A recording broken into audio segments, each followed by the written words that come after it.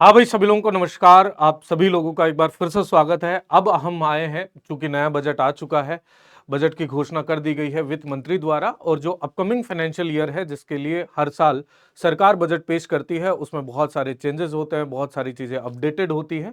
आपके एग्जाम के हिसाब से भी और एक जनरल अवेयरनेस, सामान्य जागरूकता के हिसाब से भी वो काफी महत्वपूर्ण हो जाता है। तो मेजर मेजर चेंजेस क्या हुए और उनमें क्या क्या चीजें हैं, उनको आपके सामने मैं लेकर आया हूं।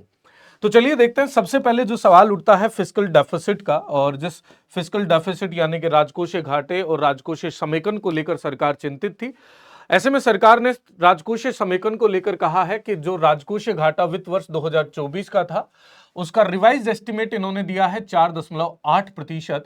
और वित्त वर्ष 2025 जो आने वाला वित्त वर्ष है, उसके अंदर राजकोषीय घाटा 4.4% होने की संभावना इन्होंने जताई है। कैपेक्स की अगर मैं बात करूं, यानी कि कैपिटल एक्सपेंडिचर, अर्थात कि इंफ्रास्ट्रक्चर डेवलपमेंट वगैरह में कितना पैसा लगना है, तो 10.18 लाख करोड़ रुपए का यहां पर निवेश किया जाएगा।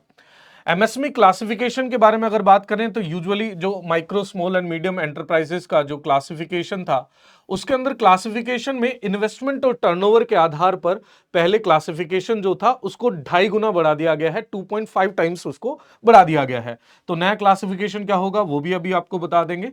और जो केसीसी लिमिट जो थी, किसान क्रेडिट कार्ड लिमिट जो थी, किसान क्रेडिट कार्ड बेसिकली एक स्कीम है जो कि नाबार्ड की सहायता से चलाई जाती है किसानों को उनके छोटे दिन प्रतिदिन की दिनचर्या के अंदर उपयोग में आने वाले धन की आवश्यकता को पूर्ति करने के लिए, जिसमें लिमिट पहले 3 लाख रुपए थी, अब इस लिमिट को बढ़ाकर 5 लाख रुपए कर दिया गया है।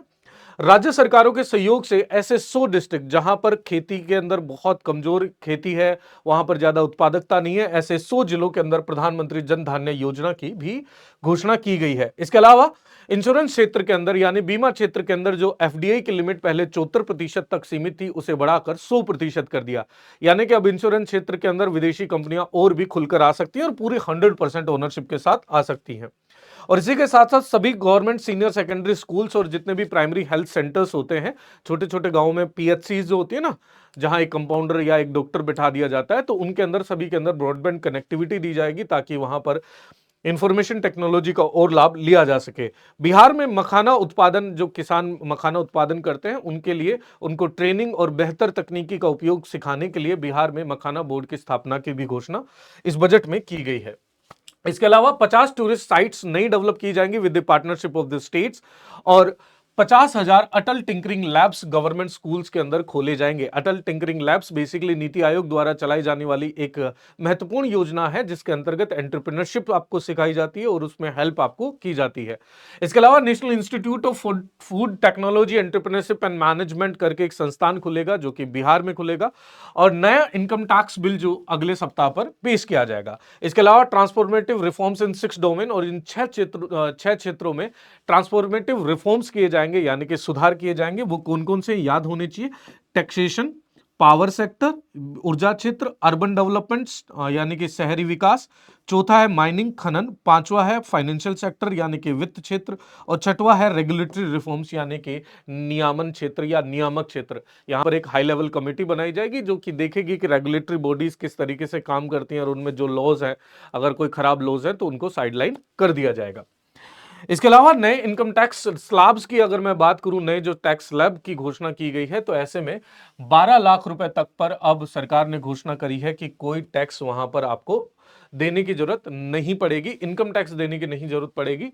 0 से 4 लाख रुपए तक की जिनकी आमदनी है, उन पर जो नई टैक्स स्लैब है उन पर नील टैक्स लगेगा।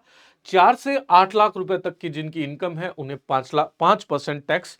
8 से 12 लाख वाले आय वाले लोगों को 10% टैक्स देना पड़ेगा। 12 से 16 लाख रुपए तक की आय वालों को 15%। 16 से 20 लाख रुपए तक की आय वालों को 20% टैक्स देना पड़ेगा। 20 से 24 लाख रुपए तक की आय वालों को 25%। और इसके अलावा 24 से ऊपर यानी कि 25 लाख और उससे ऊपर अगर इनकम होती है, तो ऐसे में 30% टैक्स देना पड़ेगा। ये मेजर मेजर जो चीजें आपके बजट के अंदर बात की गई हैं, शॉर्ट के अंदर मैंने आपको बता दिया गया है। इसके अलावा इसका एक डिटेल सेशन अभी 1-2 घंटे के अंदर कंटेंट तैयार करके डिटेल सेशन भी आपके पास इसी चैनल पर आ जाएगा। आपको सेशन कैसा लगा और क्या क्या चेंजेस अच्छे लगे और क्या चेंजेस होने चाहिए थे, as student, as UP PCS student और पीएससी स्टूडेंट, आपको इनमें से कुछ कुछ चीजें जैसे प्रधानमंत्री जन धान्य योजना के अंदर बात की गई है कोऑपरेटिव फेडरलिज्म की, किस राज्यों के सहयोग से खुलेगा। इंश्योरेंस में एफडीआई लिमिट इंक्रीज करने से क्या प्रभाव पड़ेगा, क्या उसका पॉजिटिव साइड है, क्या नेगेटिव साइड है। तो ये मेजर मेजर जो चेंजेस थे, जैसे एमएसएमई की क्लासिफिकेशन को चेंज किया, अब उससे फर्क क्या पड़ने वाला है। तो ऐसे में एमएसएमईज के लिए जो लाभ, एमएसएमईज को लाभ देने के लिए जो योजनाएं थी, तो ऐसे में और बहुत सारे उद्योग भी इन एमएसएमईज की डेफिनेशन में आ जाएंगे और उन्हें लाभ मिलेगा। और इसका विस्तार से विश्लेषण अपन डिटेल सेशन के अंदर अभी लेकर आएंगे। अभी 1-2 घंटे में आपको अपडेट मिल ही जाएगा। बाकी आप जरूर कमेंट सेक्शन में लिखकर बताइएगा आपको कैसा लगा और ये क्लास कैसी रही। मिलता हूं, तब तक के लिए जय हिंद, जय भारत।